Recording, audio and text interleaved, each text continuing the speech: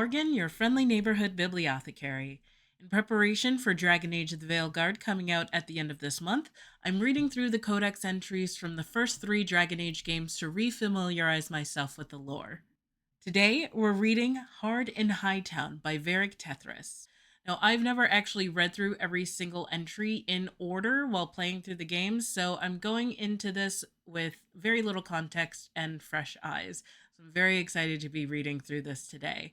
Warning, I do believe that there are in-game spoilers in these codex entries. So, without further ado, grab your cuppa, make yourself comfortable, and let's start reading.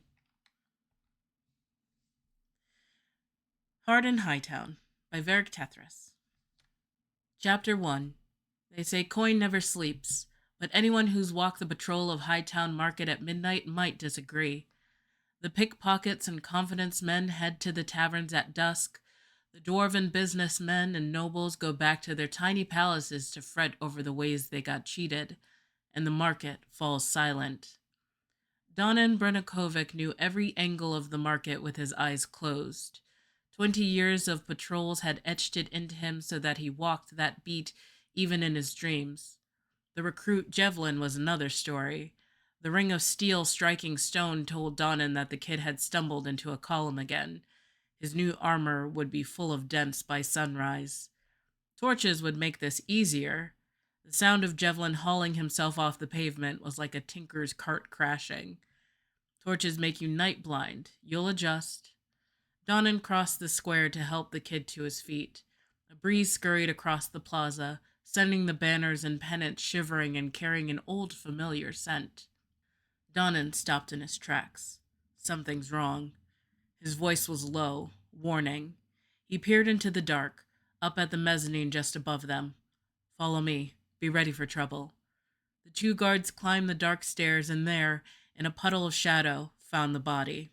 Gold-trimmed satin glittered through the blood. Get the captain, Donan sighed. We've got a dead magistrate.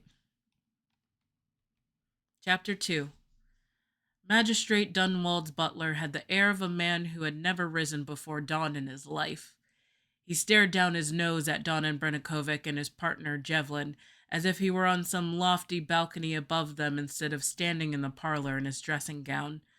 The magistrate is indisposed. This can wait until a reasonable hour.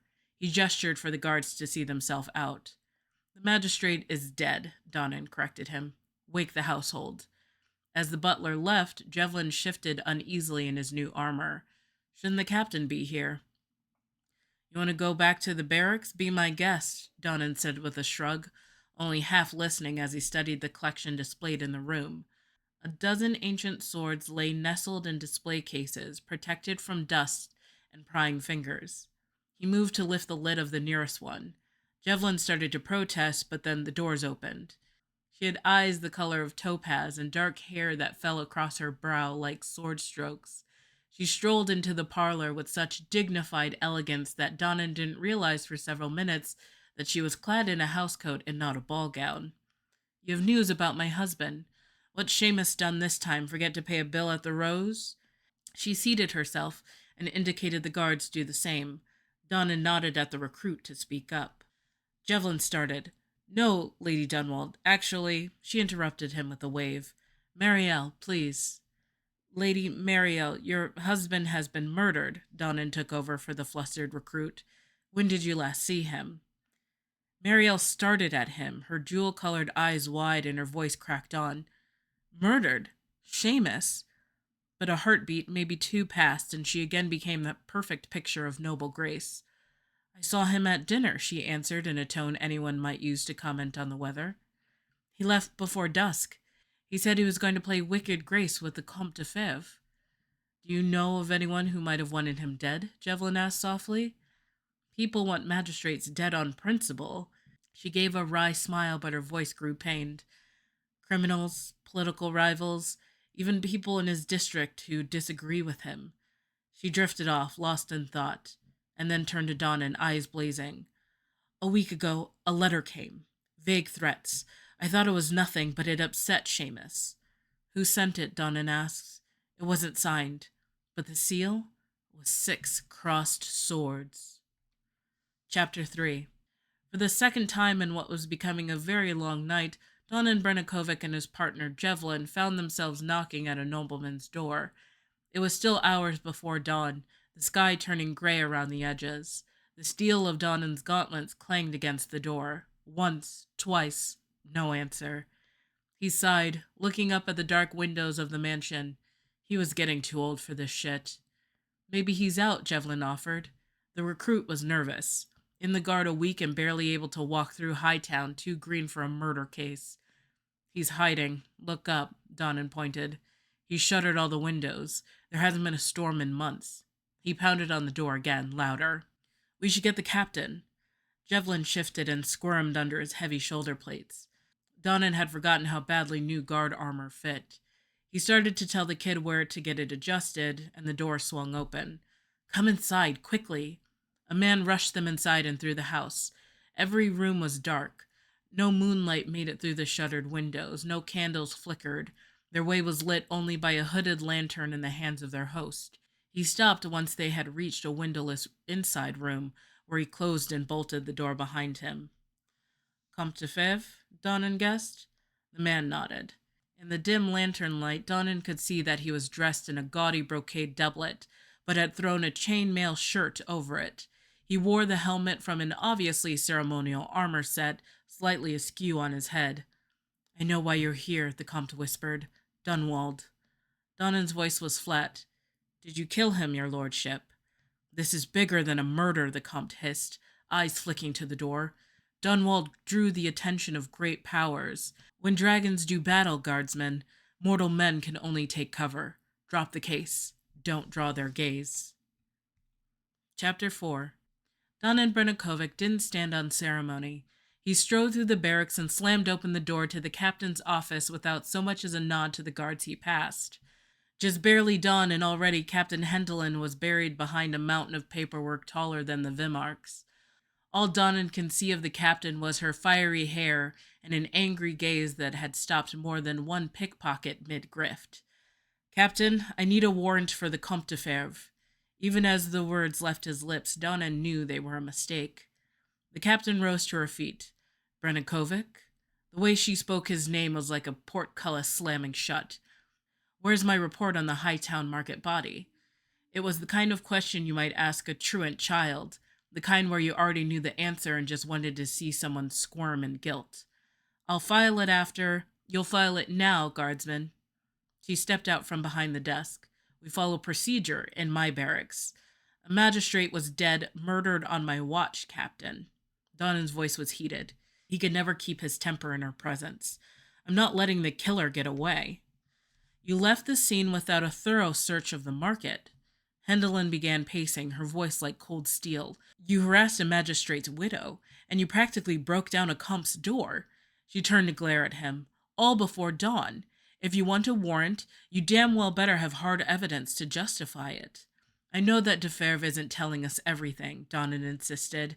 Let me bring him in and forget it. She crossed back to her chair. You've got nothing. You're not arresting a man on a feeling, Brenikovic. Captain, he protested. From behind her paperwork, the captain waved for him to be silent. You're 2 weeks from retirement, guardsman. You want to stay in the ranks long enough to get pensioned? You follow procedure.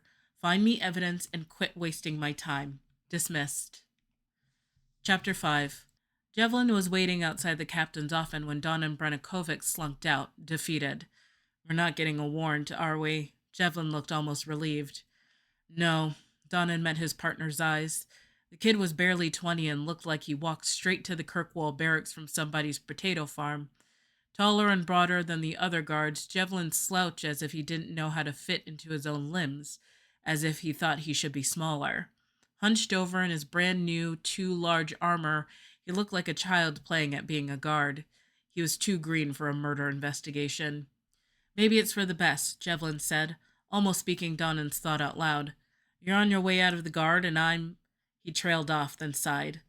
Questioning nobles in the middle of the night wasn't covered in training. Donnan glared at the kid. I'm a city guard, and so are you, recruit.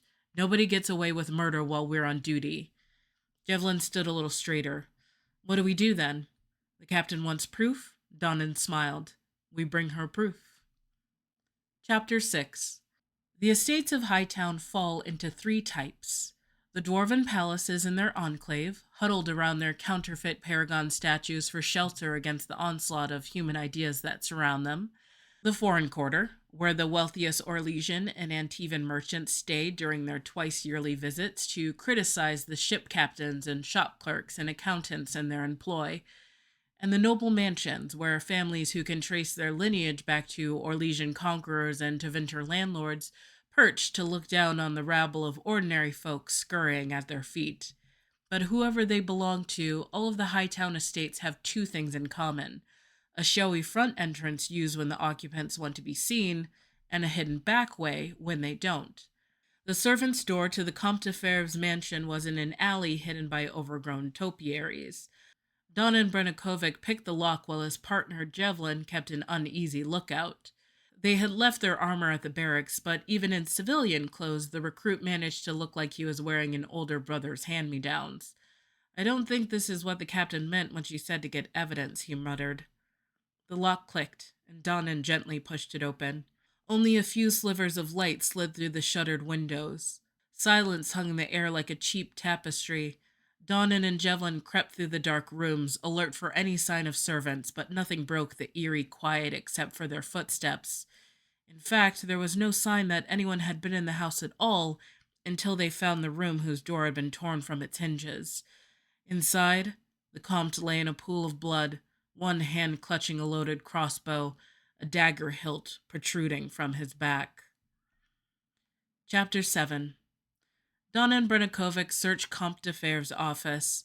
The Comte lay dead, murdered while armed and barricaded inside his own home. The servants' rooms were all empty, and from the pulled-out drawers and abandoned trunks they had been sent away in a hurry. The Comte had clearly expected trouble, and trouble had come to call. The Comte kept all of his letters. Decades of correspondence sorted by, apparently, kingdom of origin filled his writing desk. Donnan rummaged through them, looking for darker ink, fresher pages, anything that might indicate that it was recent. And then came the shattering sound of someone kicking in the front door. "Hey, my Lord Fancy Pants, get your ass down here!" Jevlin and Donnan ran for the foyer. A woman stood over the splintered door, her eyes glittering brighter than the daggers in her hands. "You there," she snapped at the guardsman. "Where's the Comte de We need to have some words. One of them will be coin, and another will be now." "Kirkwall Guard," Donnan barked back at her. "This is a crime scene. Identify yourself." "Guards, are you?" She smirked, squinting up into the dark towards him. "No suits of armor outside. Man poking around a noble's house in the dark. This does look like a crime scene." Donnan didn't flinch. "Your name?" "Belladonna. Captain Belladonna of the Dragon's Jewels." She executed a florid bow that somehow managed to be insulting. "Where's the damn Comte?" "He's dead," Donnan said, watching her reaction. "You wouldn't know anything about that, would you?" She cracked a wry smile. "Trust me, sweet thing, if I were going to kill him, I'd have waited until he paid me first." "What was your business with the Comte?" Jevlin spoke up, startling Donnan. He'd almost forgotten his partner was there. "Cargo transport." She glowered at the recruit. "He hired me to deliver some antiques, and I've been sitting at anchor for a fortnight without being paid." She peered up into the dark balconies overhanging the foyer and shouted, "Anybody here? You want this rubbish, come to the docks tonight and pay me 50 sovereigns for it. Otherwise, I'm dumping it in the sea." With that, she turned on her heel and strode away. Chapter 8. Don Brenikovic left his partner Jevlin at the barracks. The recruit was even more jittery after their run-in with Captain Belladonna, and although Donnan himself was starting to feel his limbs weighed down and aching after such a long shift, he finally had the scent of something in this case. He wouldn't let it get away. The city of Kirkwall has a legacy of collectors. It was built in ancient times by Tevinters who collected suffering as if it were rare coins, and they passed on their obsession with obsession to future generations. On any street from Darktown to the Viscount's Keep, you can always find someone who's willing to buy tapestries, or who has every known spoon made in Navarra, or someone who hoards odd bits and scraps of historical knowledge like it was their grandmother's crockery. Which is how he found himself knocking on a brightly painted door in the alienage. Oh, guardsmen, what a nice surprise. No one's been mugged, have they? The elf beamed up at him. She had green eyes so wide they barely fit her face, and she seemed to be made of nothing but elbows and knees. No muggings today, Maisie. Donnan had to duck his head slightly to get through the door. I have something you might be interested in. He handed her the letter the magistrate's wife had given him the night before. Well, this doesn't look very interesting at all. Maisie frowned, disappointed. What you've claimed belongs to greater powers. You will answer to us. That's a lot of rubbish. Not that. Look at the back. She flipped the letter over and cooed as if she'd found a lost puppy. Oh, just look at you. You're just perfect. Maisie, Donnan spoke in a loud, firm voice, trying to remind her he was still in the room. Whose seal is that? Oh, it's the executor's, of course. Maisie peered excitedly at the wax seal, holding it up to the window for better light. I should have guessed it from the silly great powers nonsense. There's only been one example on the letter claiming responsibility for the assassination of Queen Madrigal in 599, and this one is so much better. Just look at that imprint. Any idea how I'd contact these executors? Donnan asked. Oh, they're not real, of course. Everyone knows that. Chapter 9. Donan Brennikovic was running out of leads to chase.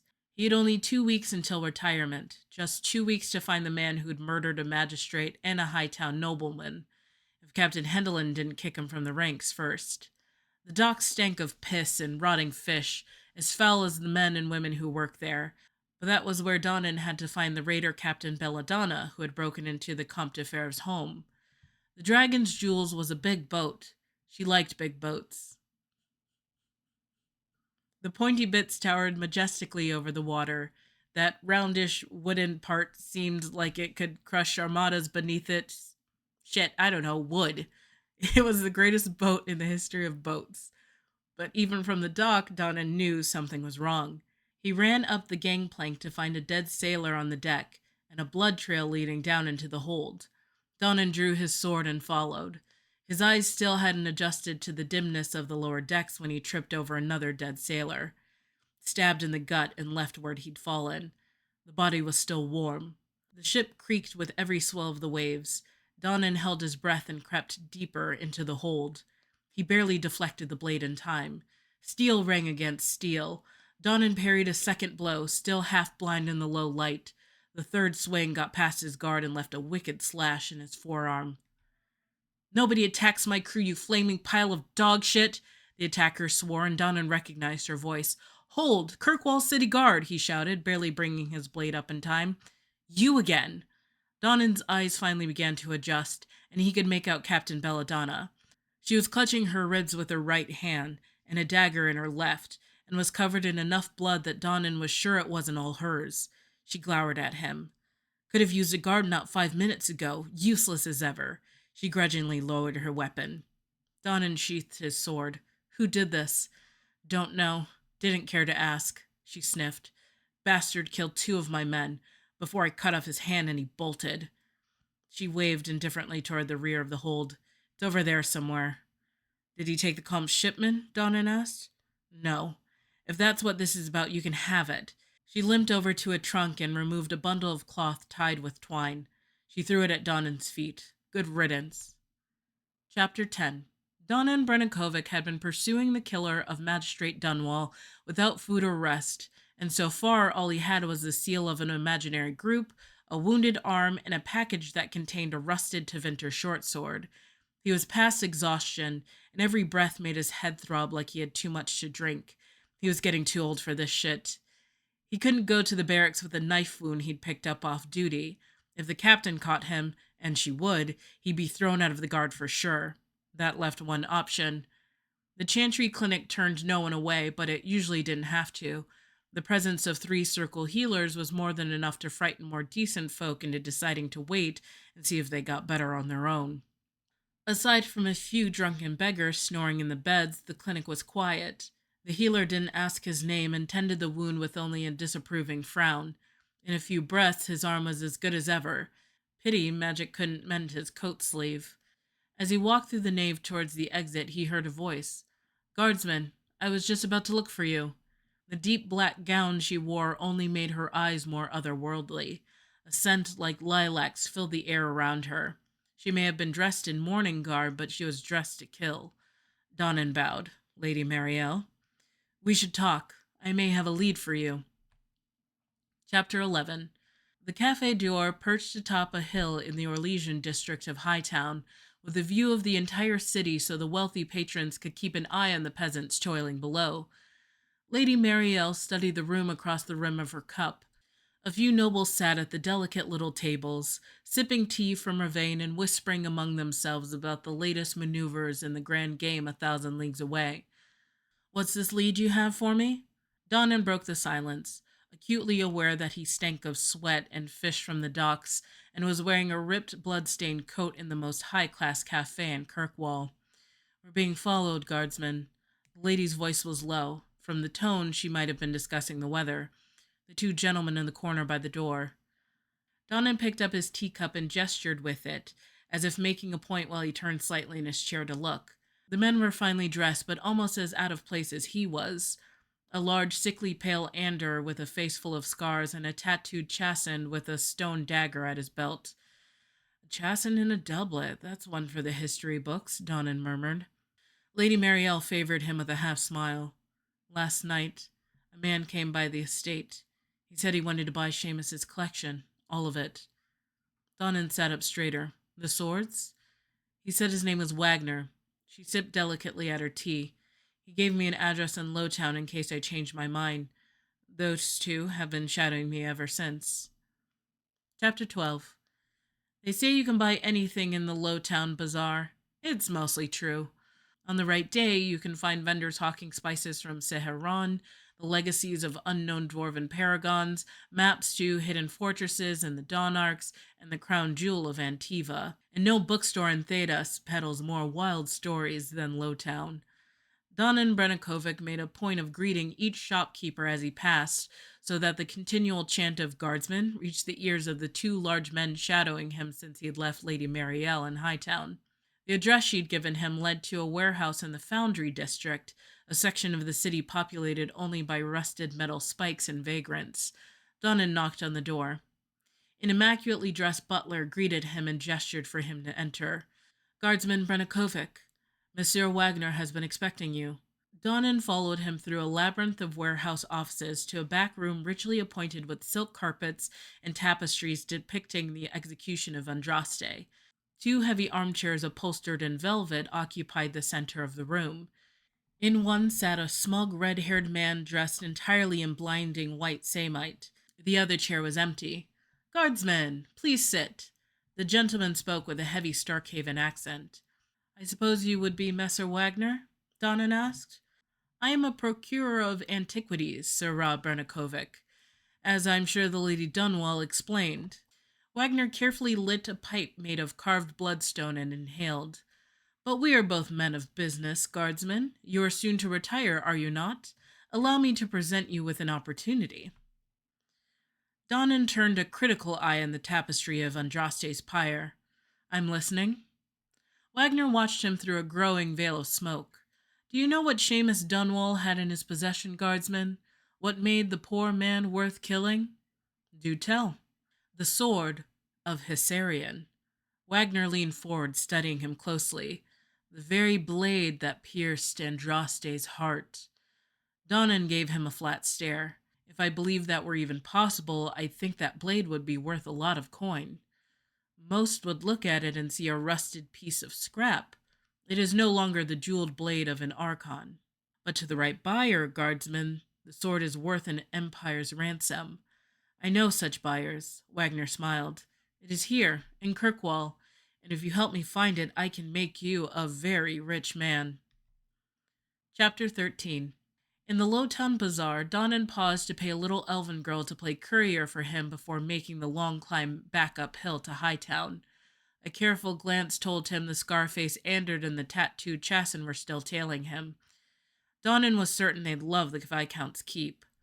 He passed beneath the stone gaze of the cormorant statues flanking the gates and nodded to the guards on his way to the barracks.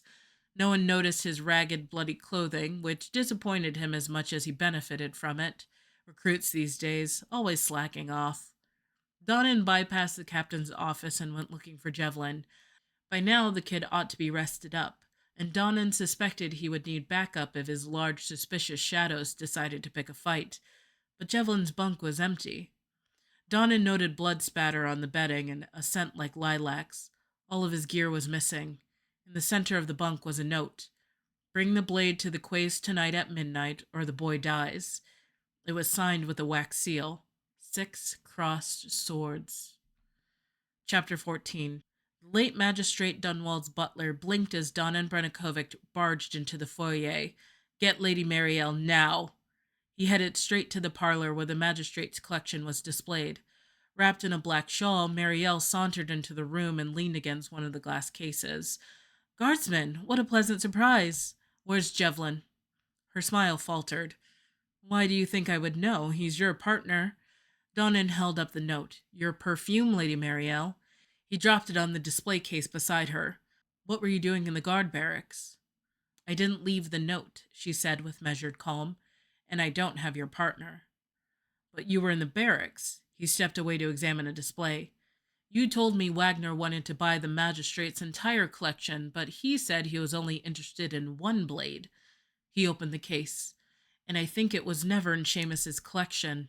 I think it was the sword meant to go right here. He pointed to the empty, velvet-lined box. I looked into the Viscount's records, and you've only been married to Magistrate Dunwall for about 3 weeks. You tell me who you're working for, and where my partner is, and I'll see if we can't get you a deal with the Viscount's office. The Chantry. Marielle closed the door quietly. They sent me to Kirkwall a few months ago when rumors of the sword began to surface. She examined the note. I don't have Jevlin. This was already on his bunk when I went to find both of you. Donnan didn't hide his skepticism. You're innocent, but you didn't report him missing to any of the guards?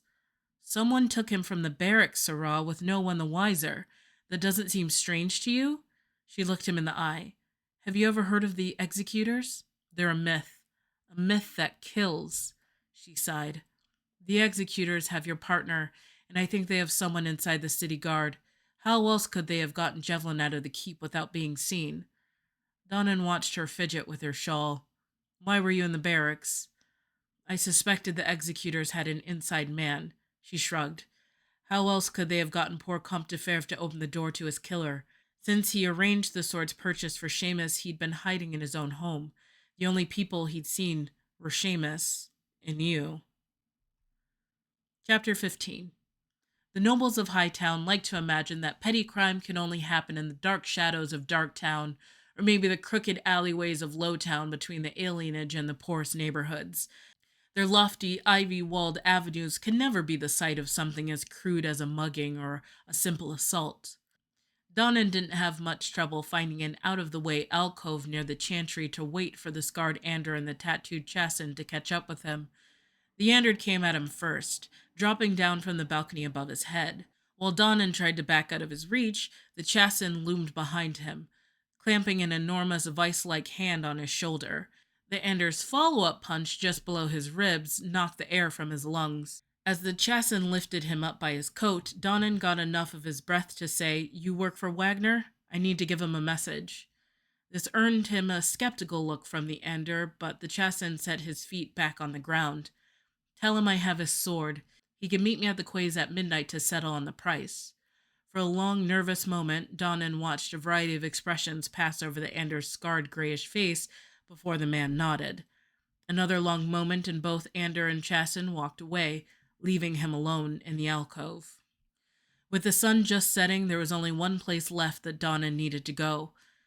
The tavern in the center of Lowtown sat in its own tiny moat of spilled ale, vomit, and the sea-water the owner flung at the walls in a half-hearted attempt to scour the seagull crap from the building. Donnan, like nearly every guardsman who drank at the Hanged Man, walked through the door to a frantic chorus of, Put it away! Hurry! He tried not to smile and completely succeeded when the brooding, white-haired elven bartender greeted him with a murderous glower. Guardsman? Donnan placed a handful of copper coins on the bar. Keep the ale comin', Ferris. I've got some time to kill. Chapter 16. Donnan left the tavern and headed out through the moonless night. Fog clung to the streets and buildings like cobwebs, and the heavy air threatened rain. Any other night he would have gone straight up to the barracks, but he had appointments to keep.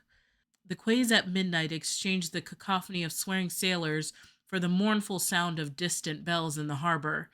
Donnan found Wagner and his two thugs waiting just out of sight of the harbor master's office. In the fog, Wagner's white samite coat made him gleam like a smug moon. Messer Brenokovic, I trust you've brought my merchandise? Wagner smiled. Beside him, the tattooed Chassin cleaned what might have been blood from his nails with his dagger. Donnan reached into his coat and pulled out a small cloth-wrapped bundle. We should discuss a few things first. Wagner's eyes gleamed in the reflected light of his paunch. The price, of course. He gestured to the scarred Ander, who held up a bag of coins. 100 crowns should suffice, yes? That depends. Donnan toyed with the twine securing the bundle's wrapping. You killed Magistrate Dunwald, didn't you? After my run-in with your friends here, I realized the only blade that could have made that kind of stab wound was your Chassin's stone knife. Wagner shrugged. Men die all the time, Sirrah. We should not let that unpleasantness get in the way of business. Another gesture, and the Ander strode forward to stand just inches from Donnan, brandishing the bag of gold like a flail. And Jevlin? Donnan asked. I know nothing of your partner's fate. Donnan handed over the bundle, and the Ander dropped the bag at his feet to deliver the prize to his boss. Wagner eagerly unwrapped the bundle, revealing the ancient, rusty, and pitted short sword. He frowned. This is not the blade. Both Chassin and Ander drew their daggers. Donnan held his ground. Pity you killed Dunwall for it, then. You think I'd kill a magistrate and not a guardsman? Wagner laughed. Unwise, Sirrah. That's all we needed to hear. Captain Hendelin stepped around the corner behind Donnan, a dozen guards with her. For the first time in months, he saw what might have been a smile on her face. Good work, guardsman. We'll take it from here. Chapter 17. Donnan left it to his captain and a dozen of Kirkwall's finest to drag Wagner and his thugs to the stocks. The heavy air gave up and turned into sheets of rain. The ancient gray stone stairs leading up to Lowtown turned into a waterfall. Donnan slogged up the narrow passage, boots squelching with every step. He almost didn't hear the ambush coming. As he reached the top of the stairs, a faint rasp of steel made him throw himself aside into a vegetable seller's table. A sword swung through the air where he'd been, and chimed against the rock wall. Donnan fumbled at his scabbard and just managed to catch the second blow with his sword. He had one moment as they locked blades to recognize his attacker. The younger man had shed his guard uniform for dark leathers, and his left arm now ended in a bandaged stump, but there was no mistaking him. Jevlin? Where's the blade of Hisarion? Jevlin recovered from the parried blow to slash at Donnan's legs. He dodged back, slipping and nearly stumbling ass first down the stairs. It was you, the inside man. You're the one who killed DeFer. Donnan lunged at the recruit. Jevlin quickly moved to block, but Donnan's blade sliced his arm, drawing blood. Give me the sword. I know that pirate hag gave it to you. Jevlin swung a series of hard slashes, trying to break Donnan's guard or knock him down the stairs. In the darkness and the driving rain, the guardsman struggled to see his attacker. Still, Donnan grinned. You left it at the quay. I guess you ran off without it when the lady took your hand off. Not my fault you picked a fight you couldn't win. He tried to edge away from the stairs, but the rookie kept him pinned between the vegetable stall and a fall to his death. Jevlin lunged, his blade punching through Donnan's armor just below his ribs, but the recruit slipped on the wet stone during his attack and stumbled into his enemy. Donnan shoved him away, and over the stairs. His fall ended with a sickening crack of broken bones. Donnan drew a ragged breath and pulled Jevlin's sword from his side, trying not to slip on his own blood. The chantry was a long way off. Chapter 18. The rain stopped with a suddenness that suggested some enterprising footpad from the coterie had climbed up to shank the clouds. The fog drifted off to haunt a better part of the wounded coast, and as Donnan reached the chantry courtyard, the clouds parted to let a sliver of moonlight shine on the rain-swept flagstones. He stopped to catch his breath and tightened the torn-off coat sleeve he used as a bandage. The bleeding was slowing, which meant either the wound in his side wasn't that deep, or he was running out of blood to lose. Trying not to dwell on the latter, he pushed open the chantry doors. At this maker-forsaken hour, the chantry was lit only by the eternal flame at Andraste's feet. A single soul occupied the space, lighting a candle for the dead. She rose as Donnan staggered into the firelight. Guardsmen! Lady Marielle rushed to help him into one of the pews. Might want to wake up one of the healers, he managed a pained smile. I wasn't sure you'd be here. Neither was I. Your message was a little vague. Marielle tried to examine his makeshift bandage, but Donnan waved her away. He pointed toward the golden statue of Andraste. I had a friend deliver something for you, under the altar. Marielle cast him a skeptical look, but she climbed the dais and returned with a small oilcloth bundle. She picked apart the wrapping's knot and peered down at the rusty blade inside, specks of dried blood still clinging to the pitted guard. The sword of Hissarion, she breathed, almost a prayer. You can get it to the divine? Donnan asked. She wiped at her eyes. I'll take it to her myself. What do you want in return? Donnan struggled to his feet. Just put in a good word for me with the Maker, your ladyship. You never know when I might need it. He walked away, leaving her standing in the firelight with history in her hands. Chapter ? Donnan wiped spilled ale off the bar, listening to the cries of the birds and the crashing waves outside. Another slow day on the Amaranthan coast. The tavern didn't get many visitors, just a little too far south of the Antivan border to catch the caravans, but he hadn't opened it to make a profit.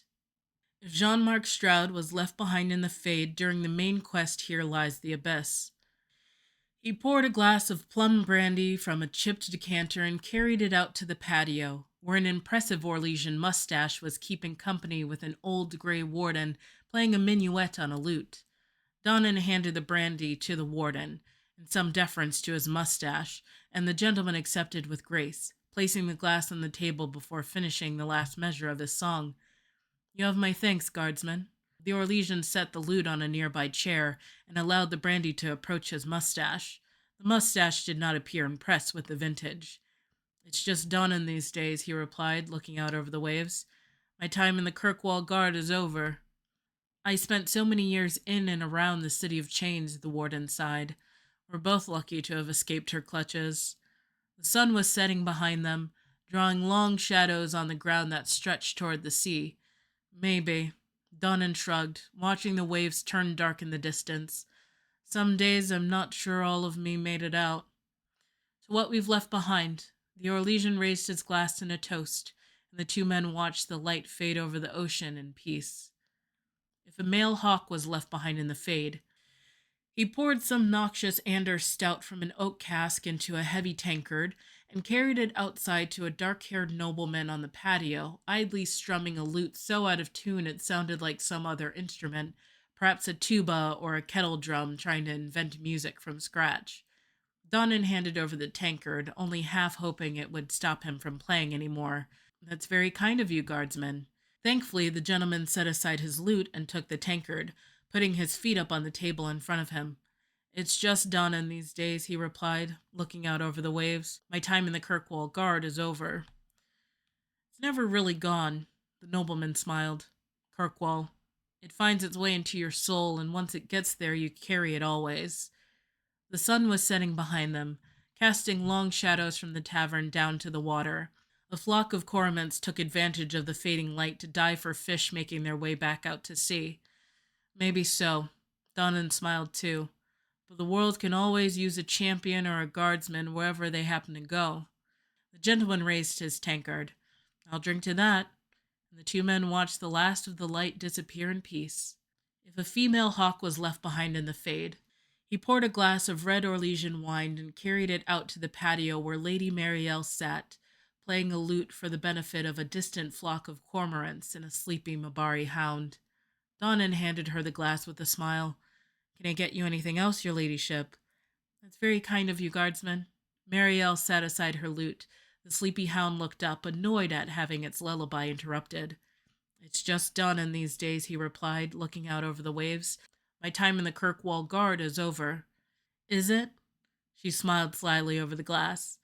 You don't think naming a tavern the Watch was a sign that perhaps you can take the guardsman out of Kirkwall and even out of the guard, but he never quite leaves? The sun was setting behind them. The hound stretched and ambled over to the table to lay his head on Lady Mariel's knee and beg for table scraps. In the distance, the cormorants took off in a single motion to return to their roosts up the shore. Donnan smiled back. Maybe you're right, but tonight I'm off duty, your ladyship.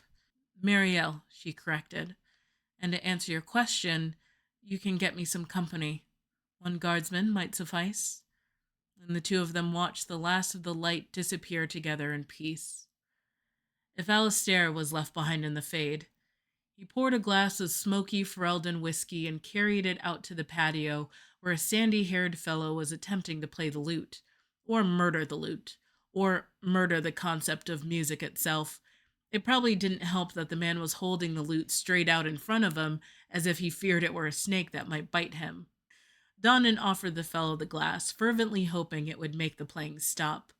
Guardsmen, you came to my rescue just in time. The blond man took the glass with a sheepish laugh and all but threw the lute into a nearby chair. It's just Donnan these days, he replied, looking out over the waves. My time in the Kirkwall Guard is over. Retirement is grand, isn't it? No more responsibility, no more senior officers yelling at you, no more Kirkwall. The other men looked wistfully out at the birds diving into the waves down the coast.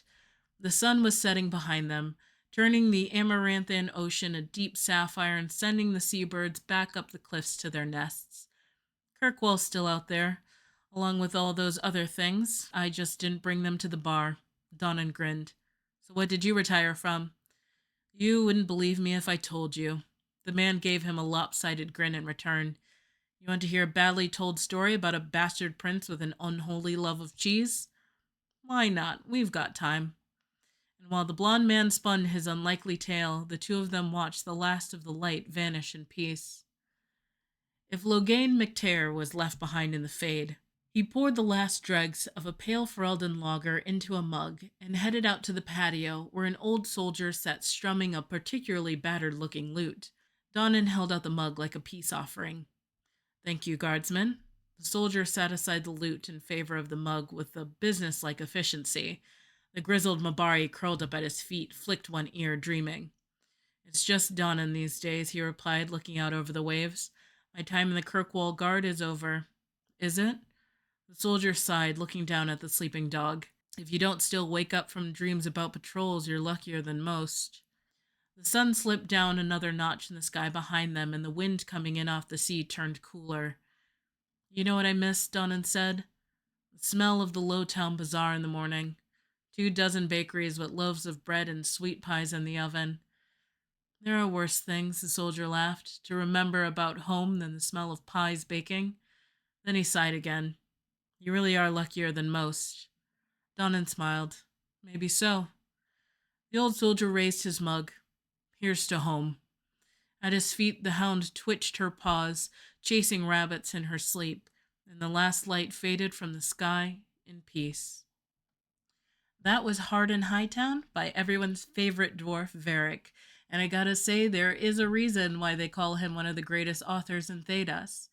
Thanks so much for joining me, and until next time, I'll catch you later. But be sure to come back and visit the Bibliothecary.